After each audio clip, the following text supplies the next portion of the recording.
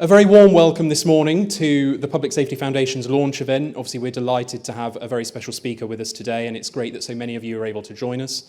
I'm Rory Geoghegan. Many of you will be familiar with me from my sort of past exploits, and for those of you who don't know me, I'm looking forward to getting to know you guys. So for those not yet familiar with the Public Safety Foundation, conscious this is our launch event, essentially our mission is a very simple one, to make the UK the safest place to live, to work, and to raise a family. We will champion the fight against crime and disorder, and we will speak up for the law-abiding majority. We will stand with those who protect us all and stand up against those who would prey upon us. Over the coming weeks and months, I'm very much looking forward to sharing more about what the Foundation's work programme is and working with many of you on achieving that mission. We know that we cannot be successful, and so it's brilliant to see such a full room and to be in touch with so many of you already and to have had so many warm messages this morning. The mission we're on of making the streets safer, of making the UK the safest place to live, work and raise a family is an important one, and it chimes perfectly with the first duty of government, to protect us from criminals, to protect us from threats. And so perhaps there's no more fitting a guest for us this morning than the Home Secretary. It is therefore my sincere privilege, since I'm conscious many of you will be more interested in her words this morning than mine, to welcome her to give this speech to us today on the important subject of policing and crime. I therefore invite you to join with me and welcome her to the stage in the conventional manner.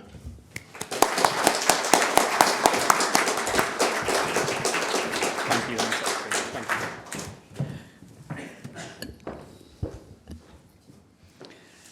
Thank you, Rory, for that introduction. You know better than most from your own experience on the beat the realities that our brave officers face when going up against violent thugs and other criminals, and the damage that crime can do to people and communities. And that's why it's wonderful to be here welcoming the launch of the Public Safety Foundation, an organisation committed to making the UK the safest place to live, work and raise a family.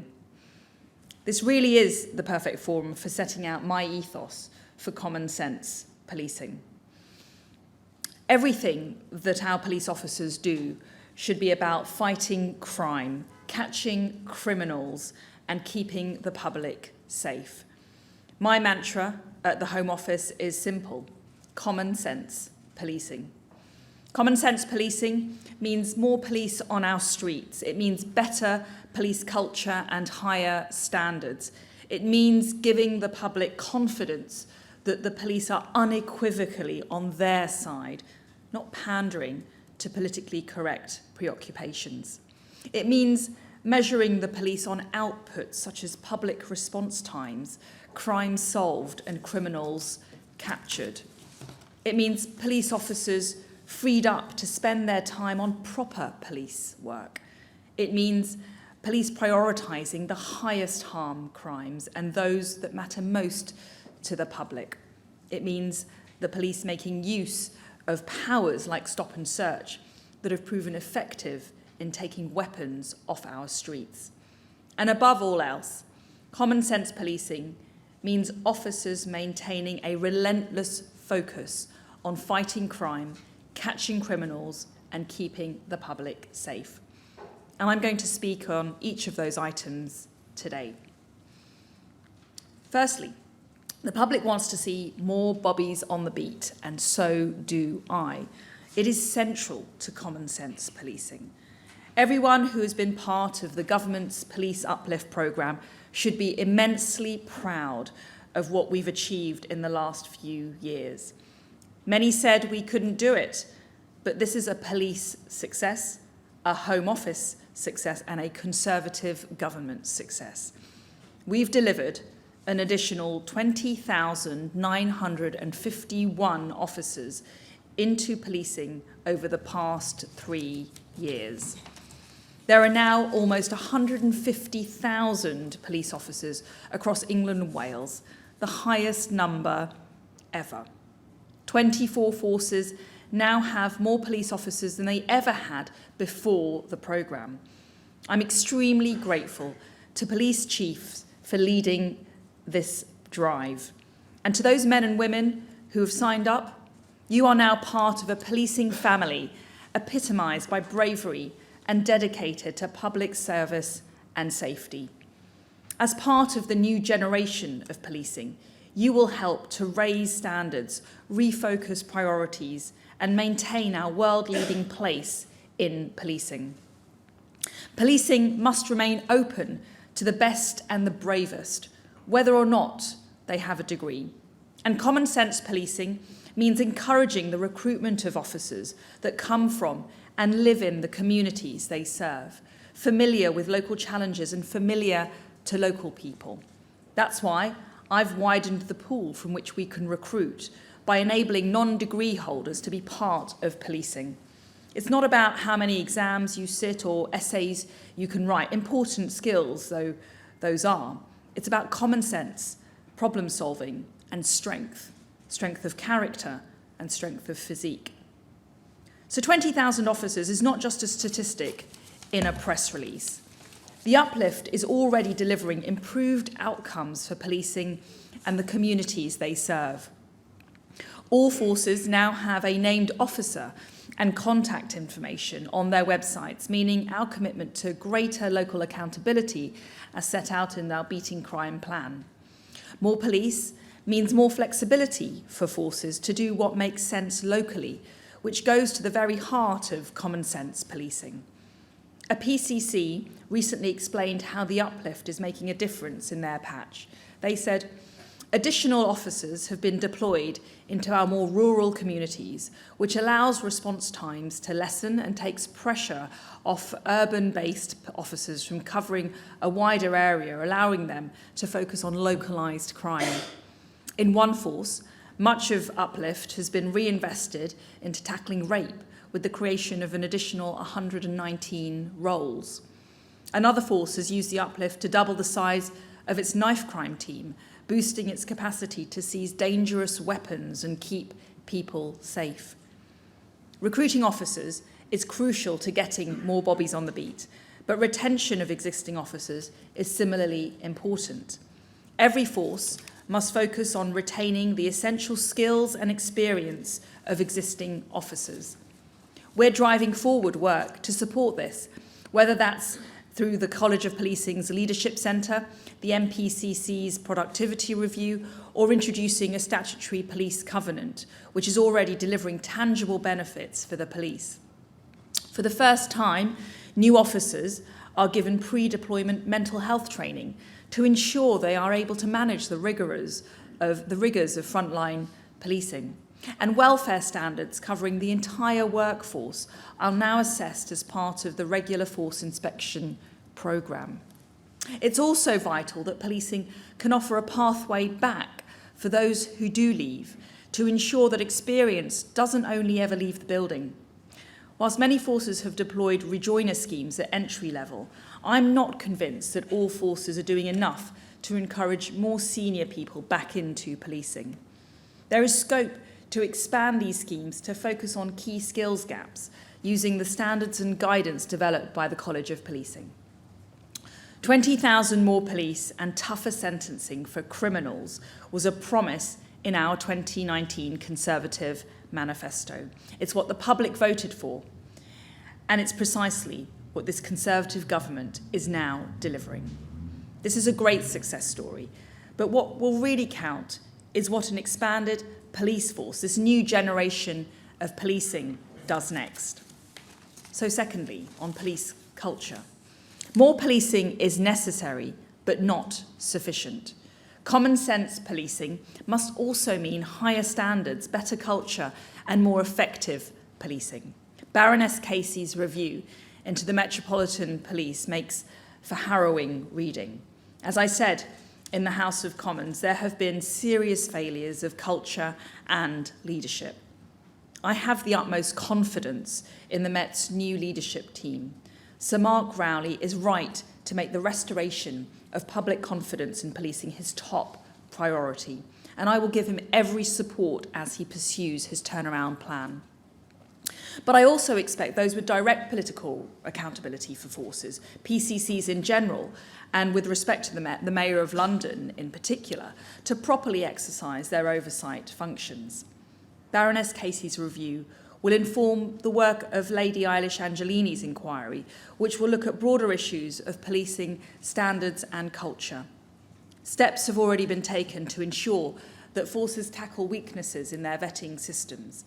I'm currently reviewing the police dismissals process to speed up the removal of those officers who fall short of the high standards expected of them. That review is also looking at simplifying the process for dealing with poor performance and ensuring that the system is effective at enabling an officer who fails vetting checks in service to be removed. The law-abiding public must be able to know that they can trust any officer they see. Those who are not fit to wear the badge must never do so, and where they are exposed, they must face justice and be driven out of the force. I've seen examples of strong leadership transforming police forces up and down the country, so I'm confident that policing can and will step up. Changing the culture doesn't just mean addressing the sorts of issues that Baroness Casey identified and raising professional standards to the level that the public rightly expect. That's a prerequisite. A common sense culture in policing must also mean that policing understands and reflects public expectations about the police's proper focus and function. For too long, too many in authority have indulged a narrative that crime, rather than being a destructive option chosen by a criminal minority, is an illness to be treated. This narrative seeks to diminish individual responsibility and culpability by holding that criminals are themselves victims. This modern emphasis on the needs of delinquents, thugs, and criminals, however cruel their intentions or damaging their behaviour may be, displaces the old-fashioned and just retributive consideration of the criminal events themselves and of the effect they have on genuine victims. People want their government and their police to be unequivocally on the side of the victims, rather than making excuses for or distracted by efforts to redeem the perpetrators. It's something I hear a lot. On my travels around the country, on the doorstep, people everywhere tell me that they want common sense, good, old-fashioned criminal justice. They want the police to turn up quickly when they're called. They want to know that when a crime is reported, it will be properly investigated. And so I'm glad that all domestic burglaries now receive a police response, as I called for last autumn. They want hope that the police might even catch the crooks. And they want confidence that when someone is arrested, if they are found guilty, they will be appropriately punished. Because without risk of capture or of punishment, without an appropriate cost to those breaking the law, criminals will take advantage. That sense of mission must be reflected in police priorities if the police are to retain public confidence. Sometimes the police simply need to make better arguments. Most people recognise that smartphone clips of a contested incident circulating on social media only ever tell a fraction of the story. Where appropriate, forces should do more to share body-worn footage, video footage. It's vital to public confidence that the police can quickly demonstrate the legitimacy of action to counter spurious claims and trial by social media that may otherwise follow and allow dangerous narratives to take hold. Maintaining public confidence also requires that the police be seen as politically impartial and unequivocally on the side of the law-abiding majority. When police officers stood by as a statue was torn down, when the police were pictured handing cups of tea to protesters engaged in blocking a road, or when police chiefs spend taxpayers' money that could have been spent fighting crime on diversity training that promotes contested ideology like critical race theory, the reputation of policing as an institution is damaged in the eyes of the public. Some forces have equality teams that have completely abandoned impartiality in favour of taking partisan positions, sometimes even engaging in political argument on Twitter. Now, I believe in the police, but the policing in which I believe isn't riven with political correctness, but enshrined in good old-fashioned common sense. The perception, however unjustified or unrepresentative, that some police are more interested in virtue signalling or in protecting the interests of a radical minority engaged in criminality than they are protecting the rights of the law-abiding majority is utterly corrosive to public confidence in policing. The police must be more sensitive to this and work harder to counter it. If police chiefs approached instilling a culture of political impartiality with the same dedication which they approach instilling a culture of diversity and inclusion, I have no doubt that political confidence in policing would be materially improved. Thirdly, freeing up police time. More police and better police culture is essential, but positive effects are blunted if the police are not free to properly focus on policing. That is why, over the last 6 months, I've led a broad programme of common sense policing reforms to reduce unnecessary and inappropriate burdens on police time.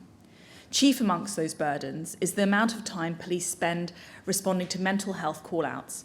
I'm frequently told about officers waiting 10 to 20 hours with patients who need medical attention. This is an unacceptable use of police time. We want frontline officers to be able to focus on fighting crime and the work they are trained to do.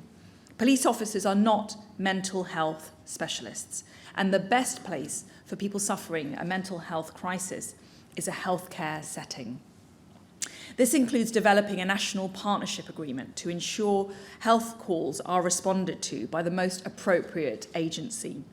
The right care, right person approach sets out a threshold to assist police decision-making on responding to incidents. It's founded on the understanding that the police should only be responding to health and social care incidents where there is an immediate risk of serious harm or criminality. A toolkit to assist forces in their implementation of the right care, right person scheme will be rolled out in the coming months, and guidance from the health sector is also being prepared. So whether it's saving an estimated 400,000 police hours a year by reforming the Home Office counting rules, reducing them from 350 pages to almost 50 pages, or reforming the redaction process so officers spend less time stuck behind a computer screen, we are doing all we can to support forces to ensure that their officers spend as much time as possible on the beat. Fourthly, our public's priorities. It's not enough merely to free up more police resource. Common sense policing means acknowledging that police resource is necessarily finite and that it must therefore be deployed on the things that matter most to the public.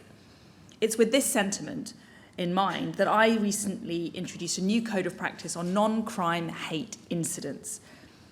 Taking action for hurt feelings is not the job of our police. Curbing freedom of expression is not the job of our police. Enforcing non-existent blasphemy laws is not the job of our police. The new code makes clear that personal data should only be recorded if there is a real risk of significant harm and stresses the importance of giving proper weight to freedom of expression. The public want to see the police focused on the highest harm crimes and those that are the priorities to address in their communities. They want to see the police tackling violence against women and girls, a key priority to which we've committed nearly £250 million in Home Office and wider government funding through 2025. They want to see the police focused on tackling child sexual exploitation, which is why we launched a new grooming gangs task force, introduced mandatory reporting, and will be announcing further measures when responding to the recommendations of the independent inquiry into child sexual abuse next month. They want to see police cracking down on drugs and associated criminality. I'm proud to say that together with the police, we've done considerable damage to county lines gangs, seizing record amounts of drugs, making 20,000 arrests for drug-related offences, and disabling 1,600 organised crime gangs since 2021. They want to see the police tackling knife crime, which is why I'm doubling down on stop and search and launching a public consultation on banning machetes and other large knives, that should have no place on our streets but are readily available online. They want to see the police treating antisocial behaviour as a priority crime, which is why we've just published a bold and ambitious action plan to address this blight on communities. And they want to see that the police are on their side when it comes to addressing highly disruptive protests, which is why we strengthened police powers in this area. This has already supported the arrest of over 750 individuals by the Metropolitan Police alone since October 2022. By contrast, the police do not want to see the public do not want to see the police turning up to residential addresses to police bad jokes on Twitter. Next, on stop and search. When it comes to delivering on the public's priorities, common sense policing calls for the use of the most effective tools available without regard to political correctness. Stop and search is a perfect example. It's a critical tool which I and this government fully support the police using to keep our streets safe. I'm proud to say that under this government, it has never been easier for the police to make legitimate use of stop and search powers. Stop and search has helped to remove over 40,000 weapons from our streets and led to over 220,000 arrests since 2019. Stop and search acts as a deterrent by preventing offenders from carrying weapons in the first place. And serious violence protection orders, currently being piloted in 4 police force areas, will provide the police with enhanced powers to stop and search adults already convicted of knife and offensive weapons offences, reducing violence and, crucially, saving lives. So common sense policing requires the police to use all available powers without fear or favour to keep the public safe and stop the misery caused by violence and drugs. That is why I intend to write to police chiefs in the coming days to reiterate the importance of stop and search and the government's full support for the police's appropriate use of it. So, to conclude, I'm immensely proud of this Conservative government's track record on cutting crime. Domestic burglary and robbery are around half the level they were in 2010. Violence and vehicle theft are around 40% lower than in 2010. And fewer people are dying from drug and alcohol-related deaths compared to 2010. But I also see policing at a turning point, with devastating events like the murder of Sarah Everard, forces in special measures and the problems highlighted in the Casey report. We must all work towards rebuilding public trust and refocusing on the public's priorities. Common sense policing is the way that we will do that. More police on our streets, better policing culture, higher standards, more effective policing, focused on the public's priorities, making use of all appropriate powers, pursuing good old-fashioned criminal justice rather than social justice, relentlessly focused on fighting crime, catching criminals, and keeping the public safe. That is the policing that the decent, hard-working, law-abiding majority up and down this country can get behind and have confidence in. Common sense policing we can all be proud of. Thank you.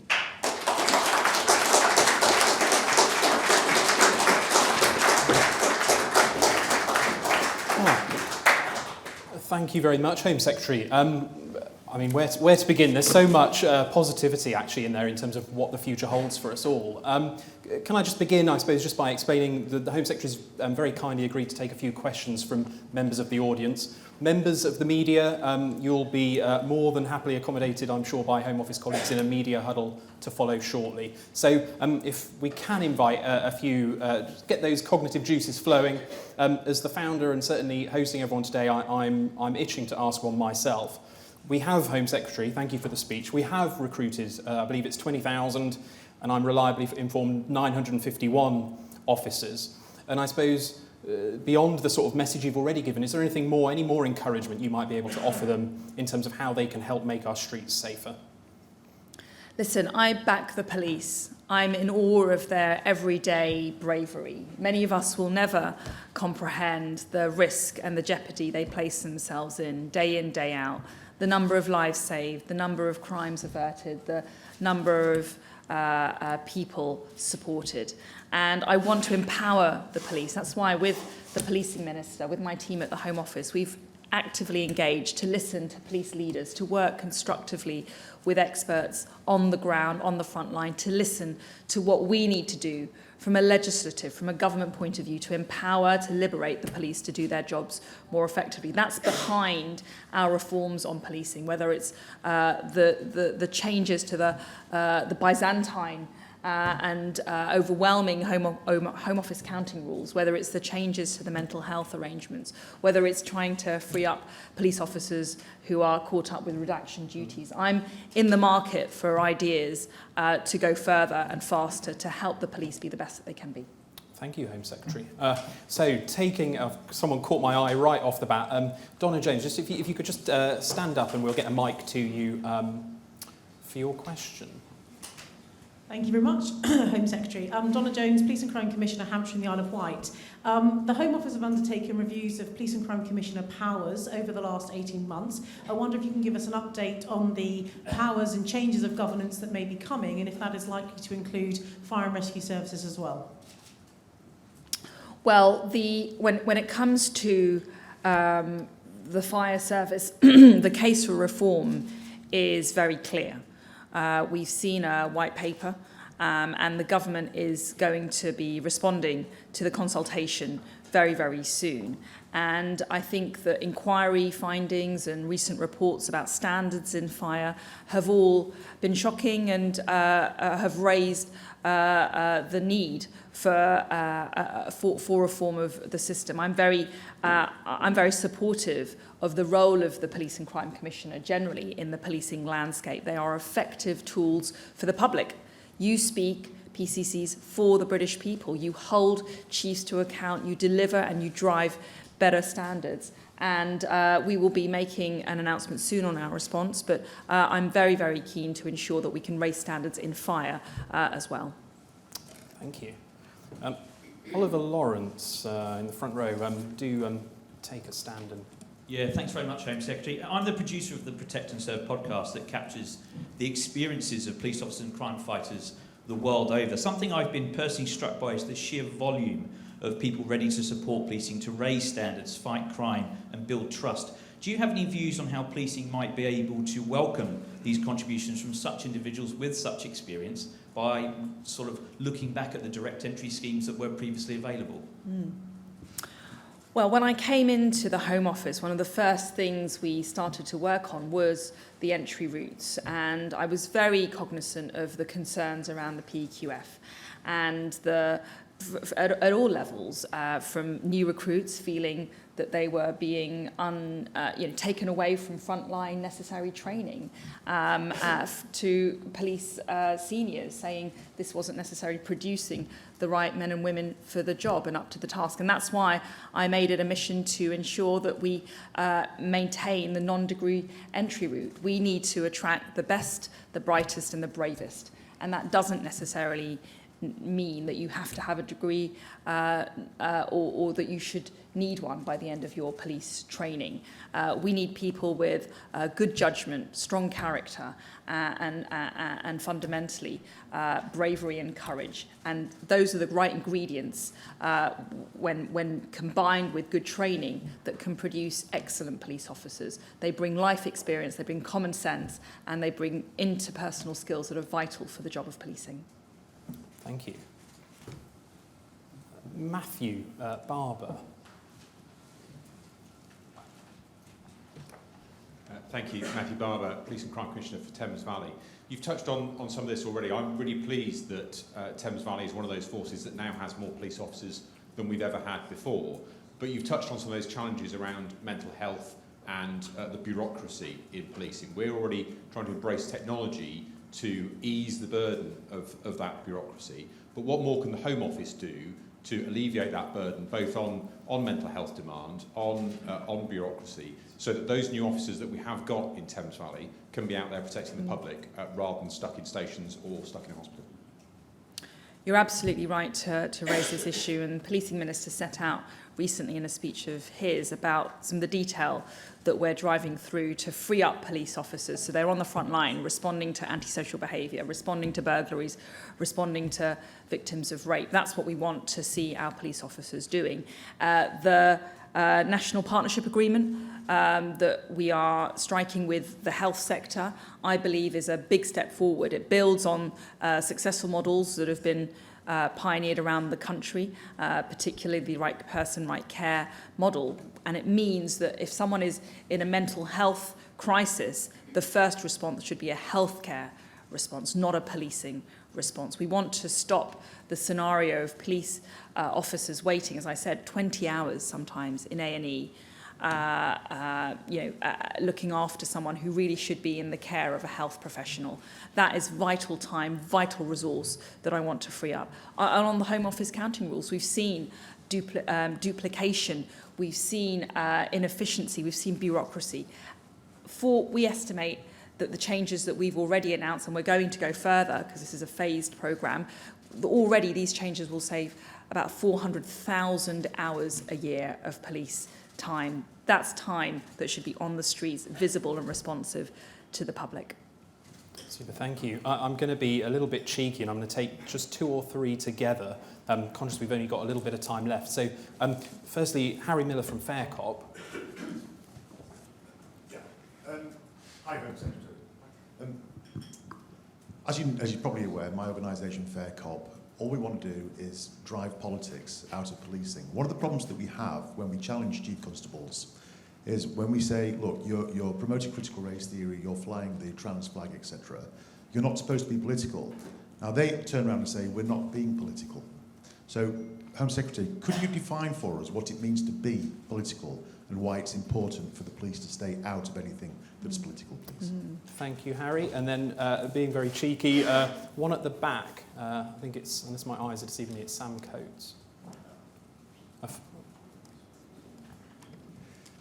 Thank you. Home Secretary, you're sort of articulating the public's priorities to the police in your role as Home Secretary. But within operational independence, do you think we have enough structures within the police for them to reflect the public priorities directly themselves as well? So whether that's PCCs, I know when the Conservatives came into government, there was a big play on crime data and crime maps, hoping that was going to add public pressure. You obviously have limits in how much you can direct the police. You can pass laws, you can speak from lecterns, but do you think that's enough to reflect the kind of issues that you think the police should be reflecting? And then in the interest of making sure that people I don't know get to ask a question, a final one from the lady in the third row. Just wait for the mic to come. And apologies for so many there, but I just was keen for the audience to feel that. Thank you very much. I'm Helen Wilkie. I'm a DCI in Hampshire Constabulary, and my question was just in relation to there are currently 22 different ways to close a crime, and whether you would be looking to simplify it. And also, I'd be interested to hear your thoughts on DG6 and the challenges that reduction presents within our workforce. Thank you. Great questions. Thank you very much. What is political? Well, I mean, I think contested issues, issues where there is a legitimate debate and in which freedom of expression and lawful exchange of views should be not only allowed but actually encouraged. Critical race theory, adhering to a particular view on that is a highly contested political issue. The police should not be getting involved in that. I would also say gender critical issues. I mean, you have experience of this yourself, but it is precisely that reason why I've laid new guidance on non-crime hate incidents. We must allow and ferociously preserve lawful debate and freedom of expression. And the police really shouldn't be intervening in what is a foundation of our democracy. Operational independence. Well, we do have, I think the PCC structure is a good one. I think that the element of accountability and electability is absolutely vital for connecting police forces to the public. And fundamentally, police and crime commissioners are held directly to account at the ballot box. But I'm very keen to ensure that the police are responsive to the strategic priorities that we set at the Home Office. That's why I've changed some of our strategic policing requirements to include violence against women and girls.